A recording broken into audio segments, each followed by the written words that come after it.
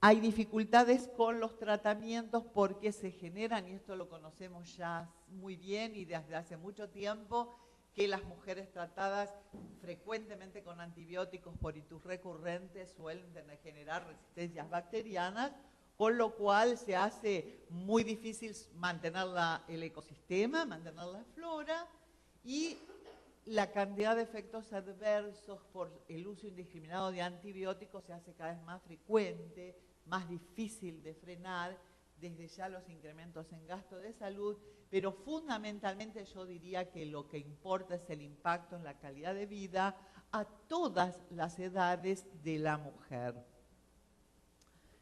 Si tomamos en cuenta que la infección por cualquier organismo puede tomar todo a lo largo del tracto urinario y puede ser o no sintomática, muchas veces tenemos bacteriurias y piociturias, pero fundamentalmente sabemos que lo que afectan es la vejiga y la uretra, y esto es lo que tenemos que tener en cuenta como mecanismo de acción retrógrado hacia la parte renal, y otras veces se acompaña de muchos otros síntomas como fiebre, vómitos, malestar, lumbalgia por el dolor renal.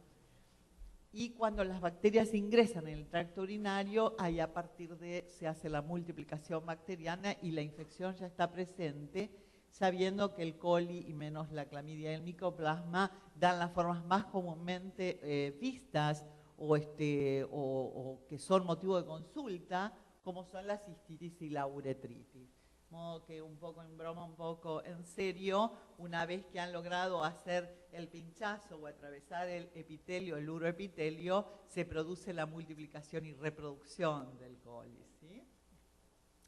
Y también tener en cuenta que las medidas de control de los hábitos de higiene, las chicas en términos generales o las mujeres que se limpian al revés, de adelante para atrás, de atrás para adelante, suelen arrastrar el coli por la proximidad con la uretra femenina y con la vagina genera este tipo de infecciones con mayor prevalencia. Ya dijimos que el coli es el uropatógeno más frecuentemente implicado en los procesos infecciosos y por tanto es menester resaltar que el hecho de que el coli tiene fimbrias o esos pilis de la superficie de tipo P, ahí es donde justamente van a ir a actuar las proantocianidinas y eso explica por qué la importancia de esas proantocianidinas. La virulencia también incluye adhesinas que están en las fimbrias y se adhieren a los receptores de hidrato de carbono, de ahí la utilidad también de la presencia de hidrato de carbono en el epitelio. Casi todas las especies de coli tienen fimbrias de tipo 1 que se unen también a los receptores de manosa. Esas fibras P adhieren a la secuencia de los receptores de oligosacáridos que están implicados en la génesis, no solo de la cistitis, sino de la pielonefritis, y de ahí su importancia. Yo voy pasando más o menos rápidamente en honor al tiempo toda la evidencia científica.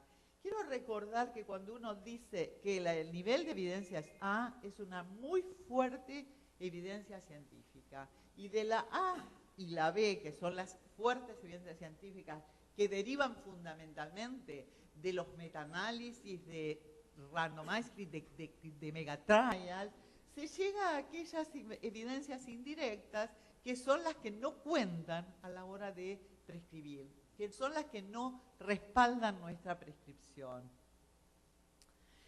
Si vemos, cosa bastante difícil, es muy chiquitito, pero vemos que ya hay trabajos o megatrials como el de Stotters, que ha mostrado una significativa disminución de la recurrencia de la situ en un megatrial, y el otro es el trabajo de Conte Ocari, que ahora lo vamos a ver, que también ha demostrado una reducción significativa en la incidencia de infecciones urinarias recurrentes.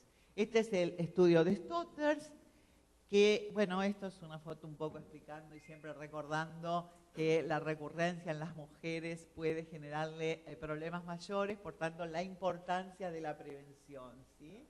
Es un estudio, Stotters es un estudio doble ciego versus placebo, randomizado a un año. El endpoint fueron las situs recurrentes definidas como infección significativa con cultivo positivo, más de 100.000 colonias de coli.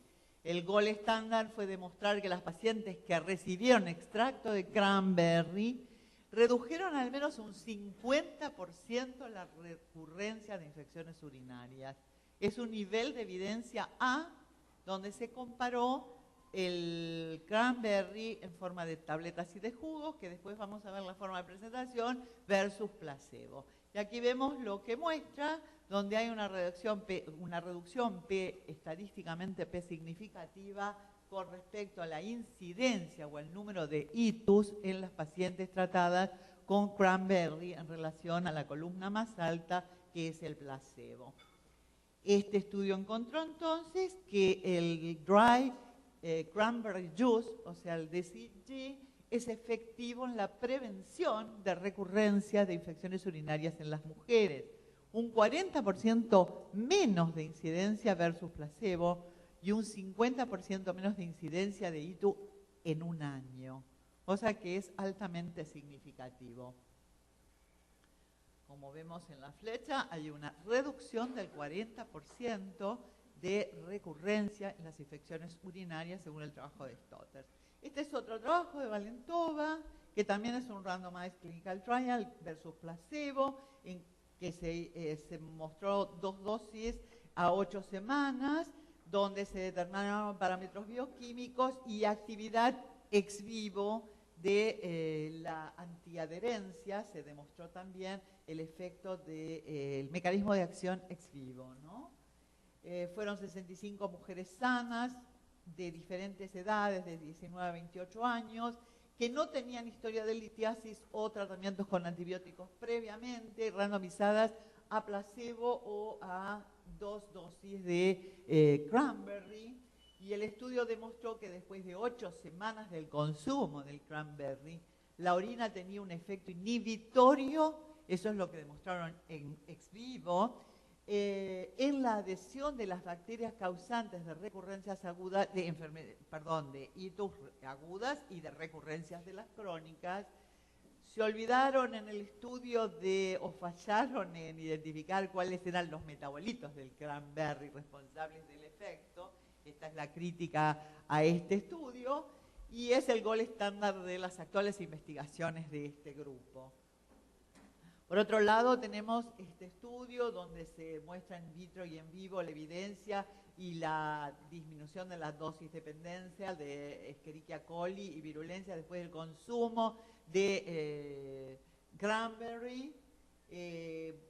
Estas son 2 evidencias científicas, una de Cowell, donde se muestra que el cranberry se asocia a la prevención de infecciones del tracto urinario desde hace más de 100 años. Y otro estudio muy interesante es una revisión de la database del Cochrane, donde se confirma esta interesante asociación entre el consumo de cranberry y la reducción en el número de infecciones urinarias.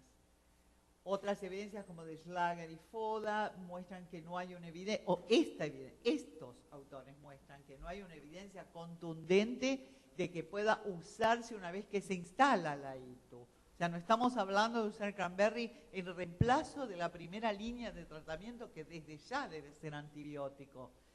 Tampoco en las vejigas neurogénicas o en pacientes pediátricos, dicen estos autores. Ahora vamos a mostrar evidencia que dice lo contrario.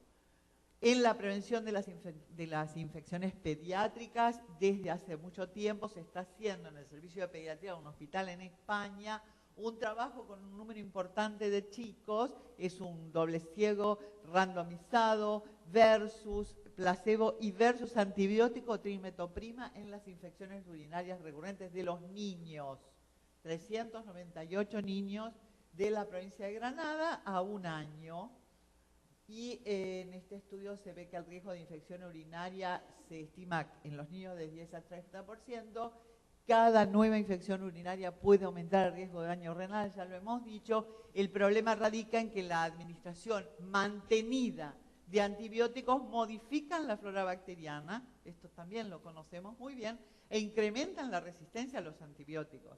Por tanto, este grupo vulnerable de población tiene que tener más ensayos y más evidencias clínicas que determinen efectividad, pero fundamentalmente que permitan hacer prevención, o sea, todo aquello que esté dirigido a la prevención. Esta es una población vulnerable que exige que estudiemos la manera de prevenir las itus recurrentes, ¿no es cierto? Este es un ensayo clínico también hecho en chicos, de 85 niños de 3 a 14 años, aleatorizados en 3 grupos, en el cual se recibieron cranberry, lactobacilos y placebo, que es el grupo control, donde no recibieron ninguna intervención.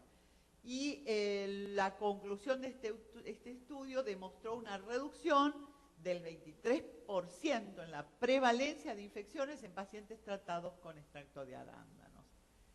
Altamente significativo. Otro estudio también demostró iguales resultados, el estudio de Schlager, y otros estudios demostraron también que los niños que requieren sondeos intermitentes tienen un grado de recomendación B, o sea, no es tan preventivo en aquellos chicos que tienen malformaciones del aparato urinario o que tienen que ser cateterizados con frecuencia por otras patologías. Pero el resultado del estudio muestra, como vemos, que el cranberry disminuye la incidencia de las infecciones recurrentes pediátricas, ¿sí? Las conclusiones entonces de este estudio, por ejemplo, era demostrar cuáles eran los factores de riesgo en una N de muchos chicos que habían tenido su primera infección urinaria y fue clasificada, muchas de ellas, 83 de las 611 que se vieron, tuvieron una recurrencia, y determinó este estudio cuáles eran los factores de riesgo, que ya los conocemos, y lo más importante es que la profilaxis antibiótica no se asoció con la disminución del riesgo de recurrencia, sí en cambio, se asoció con un incremento importante de la resistencia bacteriana o a los antibióticos en las infecciones. Este es otro, bueno, ahora vemos otro estudio con 84 pacientes de sexo femenino, también randomizadas a lactobacilo, a cranberry, ya hay un grupo control. Las conclusiones de este estudio de Ferrara muestran que el consumo diario de un concentrado de cranberry puede prevenir significativamente las recurrencias sintomáticas en el niño. Este es el estudio de Gupta, donde también se estudiaron algunas otras cosas como la resistencia, la manosa resistencia que hablábamos hace un ratito, que decíamos que también tenía alguna acción a través de los receptores de manosa.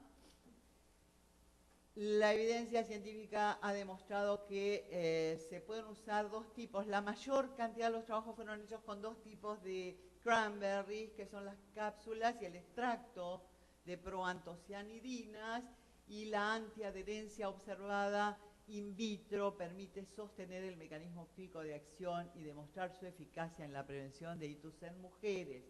Este estudio de Howell compara la prevención de los componentes, compara los componentes, la acción de los componentes bioactivos, y podemos decir entonces, como es este trabajo, que existe una evidencia bastante intrigante que surge de la bioactividad de la antiadhesión y la complejidad del mecanismo de acción de las proantocianidinas.